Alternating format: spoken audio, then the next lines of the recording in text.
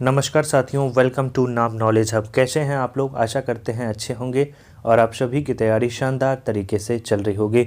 आज के इस वीडियो में हम लोग सुपर फास्ट रिवीजन के अंतिम वीडियो को देखने वाले हैं। इस वीडियो में हम लोग साथियों बिहार के 3-4 इंपॉर्टेंट फैक्ट्स हैं जिससे एग्जाम में प्रश्न पूछे जाने की पूरी संभावना है, उसे कंप्लीट करने वाले हैं। और सुपर फास्ट रिवीजन के जितने भी वीडियो हैं सभी को साथियों एक नज़र आप लोग ज़रूर देख लीजिएगा एग्जाम में जाने से पहले। आज रात का आपके पास समय है, आराम से देख सकते हैं। 2x में उस वीडियो को आप देख लीजिएगा।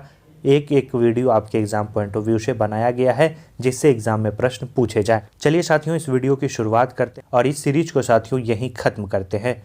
सबसे पहले हम लोग चर्चा करते हैं बिहार पंचायती राज व्यवस्था 2006 के बारे में एग्जाम में पूछा जाता है। जैसा कि आपको पता है कि बिहार में पंचायती राज व्यवस्था अधिनियम 2006 में पारित हुआ था। इस अधिनियम के तहत बिहार में पंचायती राज व्यवस्था को त्रिस्तरीय बनाया गया था। बिहार में ग्राम स्तर पर ग्राम पंचायत, प्रखंड स्तर पर पंचायत समिति और जिला स्तर पर जिला परिषद। ग्राम पंचायत के बारे में आपको बताए थे, बिहार में कुल इसकी संख्या 8387 है और पंचायत समिति बिहार में 534 और जिला परिषद बिहार में 38 है। बिहार पंचायती राज अधिनियम 2006 प्रावधान करता है जो ग्राम सभा की बैठक होगी उसके बीच जो है 3 माह से अधिक का अंतराल नहीं होना चाहिए। जो पॉइंट साथियों एग्जाम पॉइंट ऑफ व्यू से इंपॉर्टेंट है उसे ही साथियों लिया गया है।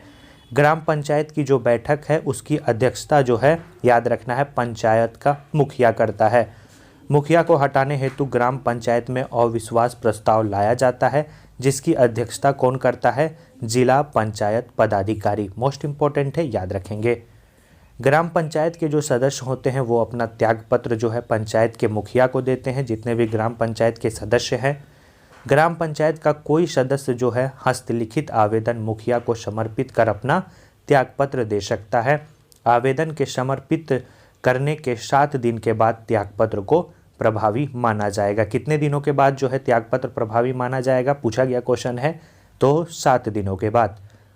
इसके बाद मुखिया, सरपंच और उप सरपंच जो है वो अपना त्यागपत्र किसे देता है? जिला पंचायत पदाधिकारी। VVI लगा लेंगे। पूछा जाएगा कि मुखिया अपना त्यागपत्र किसे देता है, तो जिला पंचायत पदाधिकारी। और ग्राम पंचायत के सदस्य अपना त्यागपत्र किसे देते हैं, तो संबंधित पंचायत के मुखिया को। और जिला परिषद जो अध्यक्ष होता है वो अपना त्यागपत्र जिला दंडाधिकारी को देता है। पंचायत समिति का प्रधान जो होता है वो प्रमुख होता है। प्रमुख या उप प्रमुख अपना त्यागपत्र अनुमंडल दंडाधिकारी को देता है। ये 4 फैक्ट्स हैं जिसे आपको याद रखना है। ग्राम पंचायत का सदस्य त्यागपत्र किसे देगा? मुखिया को देगा। मुखिया, सरपंच और उप सरपंच किसे देगा? जिला पंचायत पदाधिकारी को देगा। जिला परिषद अध्यक्ष किसे देगा? जिला दंडाधिकारी को देगा। और प्रमुख या उप प्रमुख किसे देगा? तो अनुमंडल दंडाधिकारी को अपना त्यागपत्र देगा। और बिहार पंचायती राज अधिनियम 2006 बिहार में महिलाओं को पंचायती राज व्यवस्था में 50% आरक्षण तथा OBC समुदाय के लोगों को 20% आरक्षण देने के प्रावधान की बात करता है। तो ये भी इम्पोर्टेंट है, याद रखेंगे। आगे बढ़ते हैं हम लोग। प्रधानमंत्री जो थे राजीव गांधी इस बात के प्रबल समर्थक थे कि पंचायती राज व्यवस्था में महिलाओं और दुर्बल वर्ग के लोगों को अधिक से अधिक जो है प्रतिनिधित्व मिलना चाहिए। इसके बाद पूछा जाता है कि राष्ट्रीय ग्रामीण विकास और पंचायती राज संस्थान कहाँ स्थित है, तो याद रखना है हैदराबाद में है।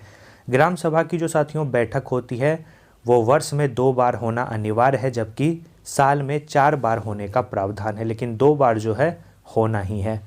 इसके बाद पंचायत समिति की बैठक का आयोजन 2 माह में कम से कम 1 बार निश्चित रूप से किया जाना चाहिए, इसकी भी बात की गई है। तो ये इंपॉर्टेंट फैक्ट्स हैं बिहार पंचायती राज अधिनियम 2006 के। इसके अलावा आपको इसमें कुछ पढ़ने की आवश्यकता नहीं है। आगे चलते हैं। बिहार में अब तक कुल 8 बार राष्ट्रपति शासन लगाए जा चुके हैं। इसके बारे में भी एग्जाम में प्रश्न पूछे जाते हैं। पहली बार जब लगाया गया था तभी बिहार के मुख्यमंत्री थे भोला पासवान शास्त्री और राज्यपाल थे नित्यानंद कानूनगो। बिहार में 1968 में पहली बार, याद रखना है आपको, राष्ट्रपति शासन लगा था। 1968 से लेकर 1969 लगभग 242 दिनों का राष्ट्रपति शासन पहली बार बिहार में लगाया गया था। हाल ही में साथियों मद्य निषेध दरोगा का जो एग्ज़ाम हुआ था उसमें पूछा गया था कि बिहार में पहली बार राष्ट्रपति शासन कब लगाया गया था, तो याद रखना है 1968 में।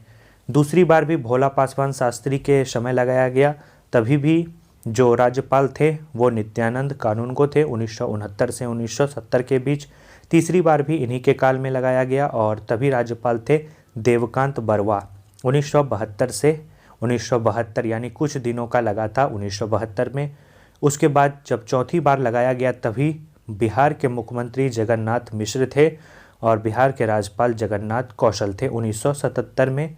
इसके बाद पांचवी बार राम सुंदर दास के शासनकाल में लगाया गया, तभी A.R. किदवई जो थे बिहार के राज्यपाल थे। A.R. किदवई बिहार के 2 बार राज्यपाल बने हैं।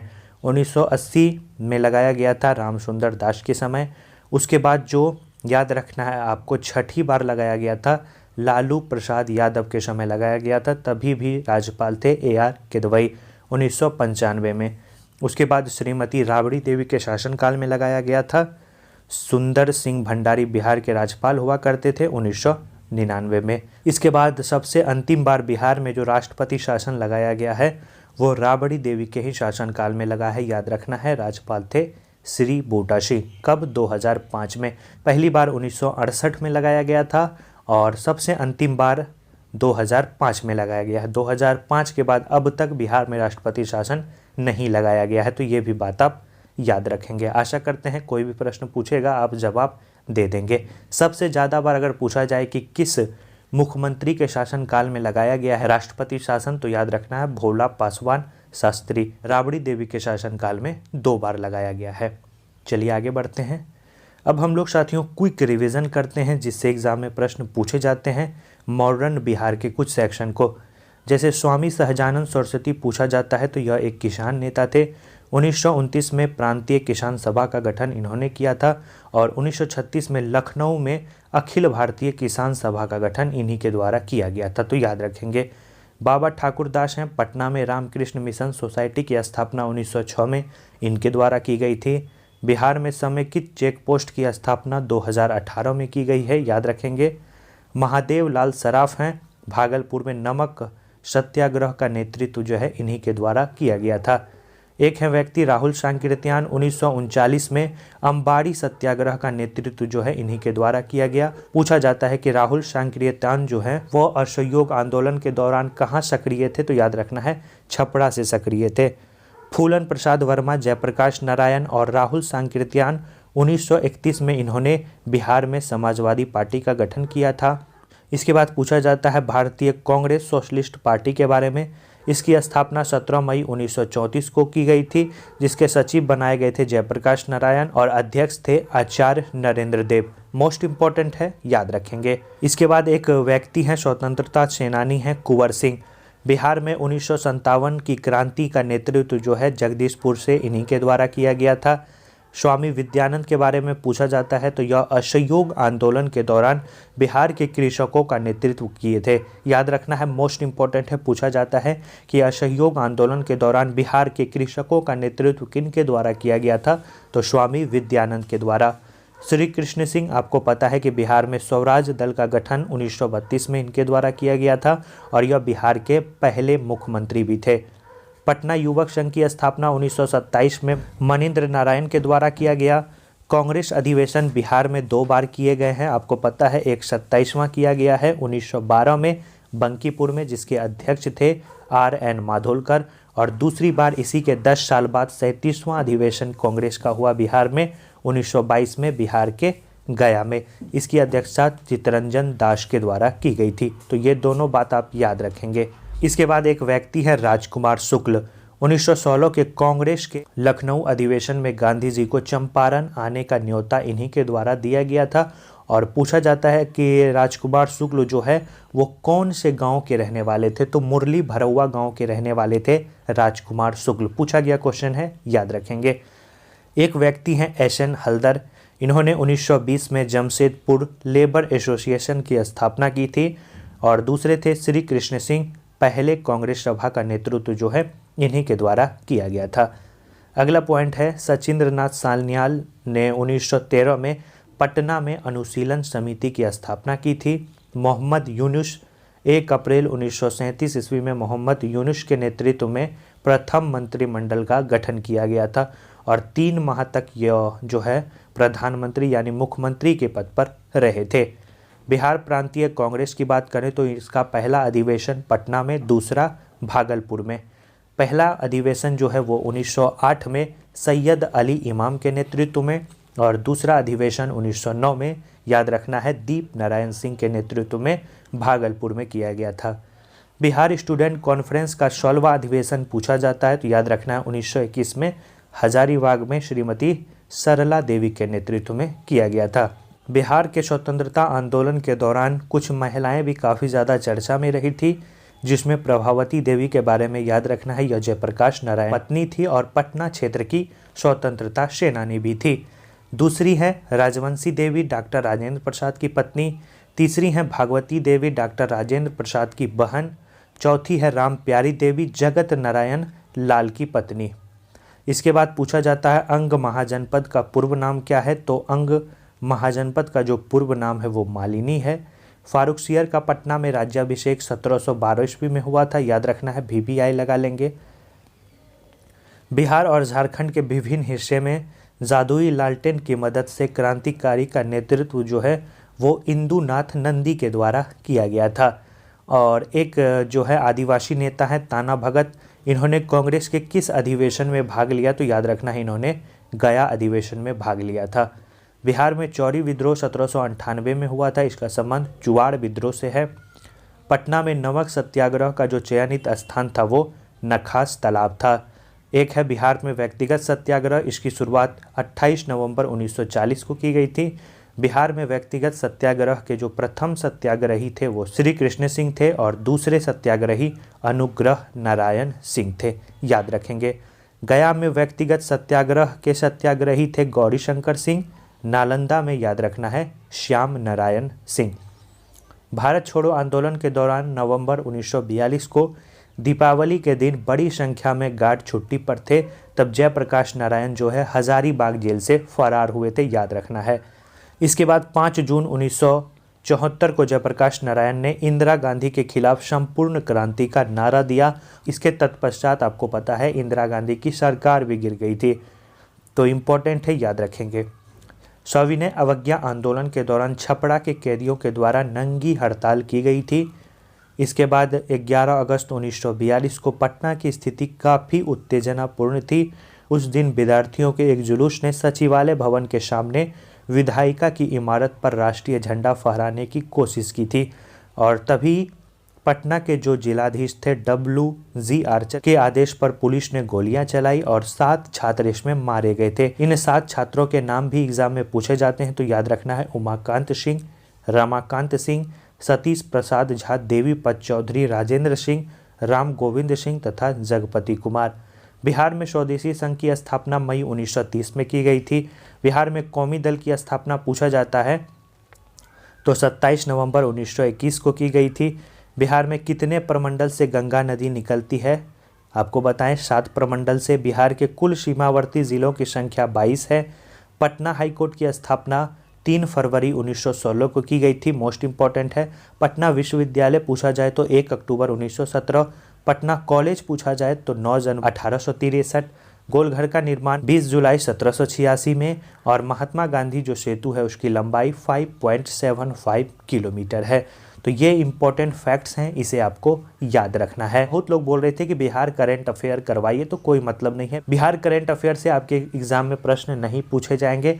2-4 जो इंपॉर्टेंट करंट अफेयर हैं बिहार के, उसे साथियों करंट अफेयर के नोट्स में तो इंक्लूड कर दिया गया है। एक आपको पूछा जाएगा कि 2023 में बिहार के कितने लोगों को पद्मश्री पुरस्कार से सम्मानित किया गया है, और पुरस्कार से संबंधित आपके एग्जाम में पूछा जाएगा। इसके अलावा बिहार करंट अफेयर पढ़ने की आपको कोई आवश्यकता नहीं है। आगे बढ़ते हैं। पटना जू आम जनता के लिए 1973 में खोला गया। नालंदा विश्वविद्यालय की स्थापना 5वीं शताब्दी में कुमार गुप्त के द्वारा की गई। विक्रमशिला विश्वविद्यालय की स्थापना 8वीं शताब्दी में धर्मपाल के द्वारा की गई थी। इसके बाद है साथियों यूनेस्को विश्व विरासत स्थल में बिहार के 2 स्थल शामिल हैं, जैसा कि आपको पता है। एक है महाबोधि मंदिर जिसे 2002 में शामिल किया गया। एक है नालंदा विश्वविद्यालय जिसे 2016 में शामिल किया गया। वर्तमान में भारत में याद रखना है 42 यूनेस्को विश्व विरासत स्थल है। अभी तक साथियों वीडियो को लाइक नहीं किए हैं तो वीडियो को लाइक ज़रूर कर दीजिए। बिहार में याद रखना है एकमात्र रामसर स्थल है, वो है साथियों आपका कांवर झील या कनवार झील। कहाँ स्थित है? बेगूसराय में 2020 में इसे शामिल किया गया। वर्तमान में आपको पता है 75 जो है रामसर स्थल हैं। अब हम लोग जीआई टैग प्राप्त वस्तु की बात कर ले तो बिहार के जो एक जीआई टैग वस्तु है जिसमें हाल ही में मिर्चा चावल जो कि पश्चिम बंगाल का एक चावल है उसे शामिल किया गया है 2023 में। तो मिर्चा चावल आप याद रखेंगे। इसके अलावा मगही पान, सुजनी कढ़ाई, मिथिला मखाना, कतरनी चावल, एप्लिक वर्क, मंजूषा कला, जर्दालू आम, मधुबनी पेंटिंग, भागलपुरी सिल्क, सिलाव का खाजा, शाही लीची और सिक्की घास के उत्पाद, इन सभी को जो है बिहार में जीआई टैग मिला हुआ है। तो हाल ही में मिर्चा चावल को मिला है तो याद रखेंगे। किस जिले से संबंधित है? तो पश्चिम चंपारण। और बिहार के अंत में हम लोग प्रमंडल को एक बार देख लेते हैं। बिहार के जो प्रमंडल हैं उसमें मगध जिसके अंतर्गत 5 जिले आते हैं, गया, औरंगाबाद, नवादा, जहानाबाद, अरवल, पटना में 6 जिले आते हैं जैसा आपको बताया, पटना, नालंदा, भोजपुर, बक्सर, रोहतास, कैमूर। मुंगेर में भी 6 आते हैं, मुंगेर, बेगूसराय, शेखपुरा, लखीसराय, जमुई और खगड़िया। भागलपुर के अंतर्गत 2 आते हैं, भागलपुर और बांका। सारण के अंतर्गत 3 आते हैं, सारण, सिवान, गोपालगंज। पूर्णिया के अंतर्गत 4, पूर्णिया, अररिया, किशनगंज, कटिहार। तिरहुत के अंतर्गत 6 आते हैं, मुजफ्फरपुर, सीतामढ़ी, शिवहर, वैशाली, पूर्वी चंपारण और पश्चिमी चंपारण।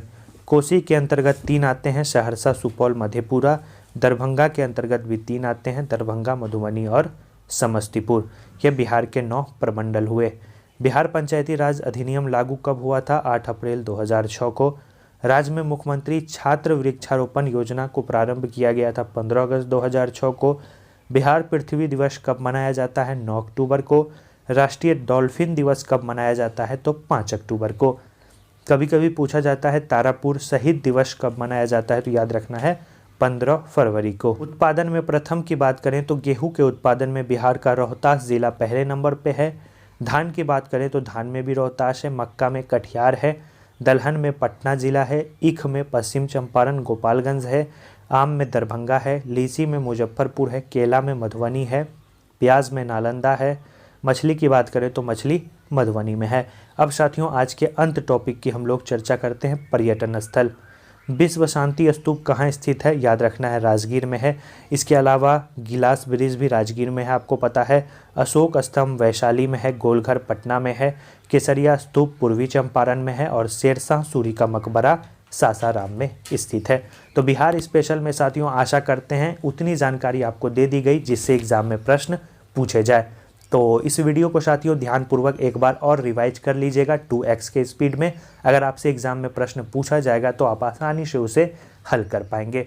तो वीडियो अच्छा लगा वीडियो को लाइक कर दीजिए और कल साथियों रिलैक्स मूड में जाइए अपने एग्ज़ाम को देने और आपने तैयारी की है, आप बेहतर करने जा रहे हैं। तो सभी को नाम नॉलेज हब की तरफ से बेस्ट ऑफ लक।